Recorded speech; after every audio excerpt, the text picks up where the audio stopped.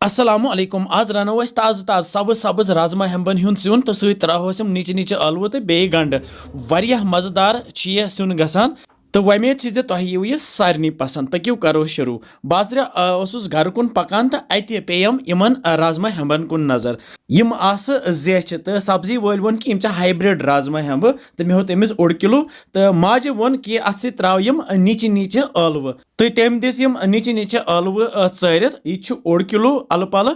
तो यम थे मे यथ बानस मज तो सती यम गंड यम त्रो अथन सती यपर नु मे प्रेशर कुकर किस बानस मज यह आब तो यम राजमा हेम्ब त्रा मे अथ मज यमन राजमा हेम्बन दिमो फकर प्राड़ो इत काल यथ 1-2 सीटी नेरान 1-2 सीटी लगती करो गैस बंद तो यम मज फ्यानो यह आब यथ ये छान मज तो यम थवोक साइडस कुन तो यह आब त्रो बे अथ प्रेशर कुकर किस बानस मज तो अथ मज त्रो यम नीचे नीचे गोल गोल अलव यम अलव सिवहोक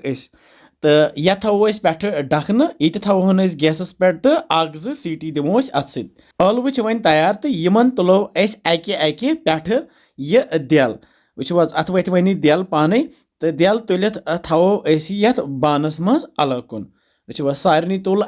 दिल अमे पत थो मे गैसस पे यह बान तो अत मज त्रो मे फल तिल तिलस 3 क्रेंड तिल गि गरम तो यप सन राजमा पतल तैयार यप मे गंड थोमुत नुक नुक निकरत तो अलव तैयार गोथी त्रो यम अलव ये तिलस मजी तो तलहोक ये तिलस मज युत काल यम लाइट ब्राउन गसन तो अमे पत कड़ोक यम अलव यथ बानस मज नेबर कुन तो अथ तिलस मज त्रो गोथ गंड तो अथ सती त्रो यम राजमा हेम्ब तो यमन फकर थोमुत गोथी दित तो अमे पत दिमो यमन दोनवनी सब्जियन तलिन यथ तिलस मजी तो करहोक तैयार तो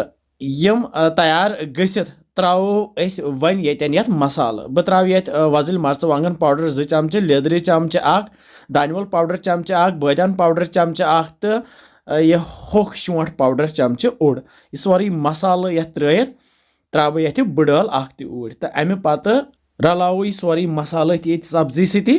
तल मे गैस थोमुत लोत तो लथि पे करोन तैयार बे त्रोस यह आब मग 1 1.5 लीटर आब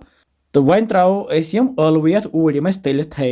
तो बे त्रोस नून चमचे 1-2 नून कूत तो खेवान तमे हिसाब त्रो ते तो बे त्रोस पे यह होच मीट त्रा बह 1 चमचे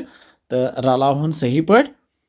तो वन करहोन तैयार तल थो मे गैस वन मीडियम फ्लेम पे थोस डखन तो करहोन तैयार उत काल यह रस यथ मोटे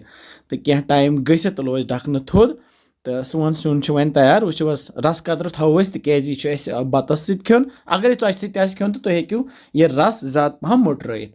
तो वमेद से तुम अजुक सुन पसंद आमुत तो इंशाल्लाह समको बे जल्दी तुम थो पन ख्याल बिहव रबस हवाल अस्सलामु अलैकुम।